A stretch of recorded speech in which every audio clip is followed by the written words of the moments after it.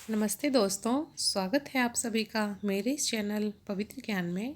Friends, आज हम गणपति की पूजा के विशेष नियम के बारे में जानेंगे कि गणपति पूजा करते समय हमें किन बातों की सावधानियां रखनी चाहिए जिससे विघ्नहर्ता और शुभकर्ता जो हम पे प्रसन्न रहें और जो हम पूजा करते हैं उसका पूर्ण फल हमें मिल पाए।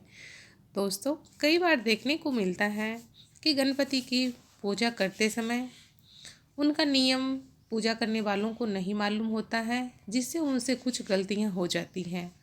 आज हम इस वीडियो में यही देखेंगे कि गणपति पूजा करते समय कौन सी नियम का पालन करना चाहिए, जो कि गणपति पूजा में बहुत ही महत्वपूर्ण है। दोस्तों, गणपति जी को विघ्नहर्ता और शुभकर्ता के रूप में पूजा जाता है।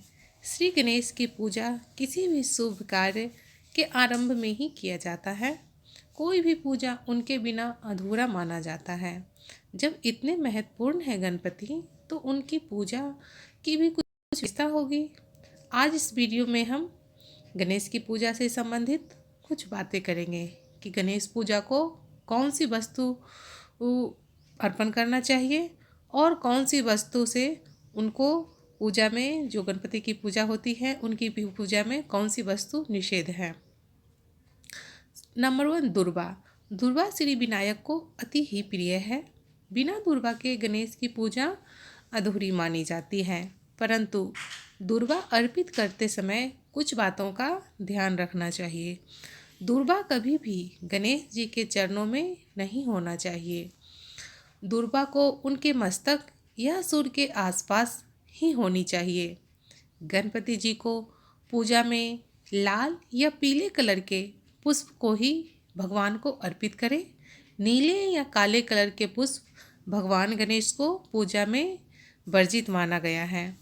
साथ ही वस्त्र भी लाल या पीला होना चाहिए। दोस्तों, काला या नीला वस्त्र कभी भी आप गणपति पूजा करते समय नहीं धारण करें, इस बात का आप ध्यान रखें। गणपति पूजा में कभी भी तुलसी दल को अर्पित नहीं करना चाहिए। यहाँ तक कि शिव जी को भी तुलसी दल से पूजा वर्जित माना गया है। हमारे शास्त्रों में ऐसा निषेध माना गया है। आप जब भी गणपति जी की पूजा करते हैं तो गणपति की मूर्ति को जो घर पे लाते हैं, तो इस बात का आप ध्यान रखें कि गणपति की मूर्ति हमेशा बाएं सुर वाली ही होनी चाहिए। इस बात का आप खास ध्यान रखें। ऐसा माना जाता है कि जो बाएं सुर वाले गणपति होते हैं वे सरल स्वभाव के होते हैं, वहीं जो दाएं सुर वाले गणपति होते हैं वो जिद्दी और हठी होते हैं। दाएं सुर वाले गणपति की पूजा करते समय अगर कोई गलती से भी गलती हो जाए दोस्तों, तो इन्हें मनाना बहुत ही मुश्किल होता है। दोस्तों, गणपति पूजा में मोदक बहुत ही महत्वपूर्ण वस्तु मानी जाती है।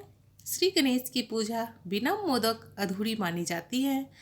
गणपति जी को मोदक अति ही प्रिय है। तो आप जब भी गणपति को मोदक का भोग लगाएं तो इन नियमों का जरूर आप पालन करें। दोस्तों, गणपति की पूजा में 21 लड्डू की विधि है कि 21 लड्डू शुभ माना जाता है। गणपति की पूजा में 21 लड्डू चढ़ाना चाहिए। 5 लड्डू उनमें से आप ब्राह्मणों को दान दे दें और 5 लड्डू का जो प्रसाद आपने चढ़ाया है वो गणपति पर पूजा करते समय तुरंत ना उतारें और बाकी बचे लड्डू को आप प्रसाद के रूप में बांट दें। और जो 5 लड्डू आपने चढ़ा के छोड़े हैं गणपति के ऊपर, वो दूसरे दिन उतारें। पूजा करने के तुरंत बाद ही प्रसाद नहीं हटाना चाहिए। दोस्तों, हमें कभी भी गणेश जी की पीठ का दर्शन नहीं करना चाहिए, क्योंकि श्री गणेश की पीठ के दर्शन करने से पूजा का फल उल्टा मिलता है। ऐसा माना जाता है कि उनके पीठ में असुरों का वास होता है। अक्सर मूर्ति विसर्जित करते समय गणेश की पीठ पर नज़र पड़ जाती है। अगर अनजाने में ऐसा हो जाए तो क्षमा मांग लेना चाहिए और गणेश के दर्शन आगे से ज़रूर करना चाहिए। दोस्तों, इस बात का आप ध्यान रखें। कभी भी एक साथ 2 गणेश की पूजा नहीं करनी चाहिए। अगर आपके घर में 2 मूर्तियाँ या गणपति की 2 तस्वीर हैं तो एक को गंगा में या किसी भी पवित्र नदी में प्रवाहित कर दें, विसर्जित कर दें। अगर कभी 2 गणपति की पूजा करनी पड़े तो कच्चे धागे को सुपारी में, यानी जिसको आप मौली कहते हैं, उस मौली को सुपारी में लपेटकर गणेश की स्थापना करें। जैसा कि आप सभी जानते हैं कि कोई भी पूजा में सबसे पहले गणेश जी की आवाहन किया जाता है, उनको याद किया जाता है।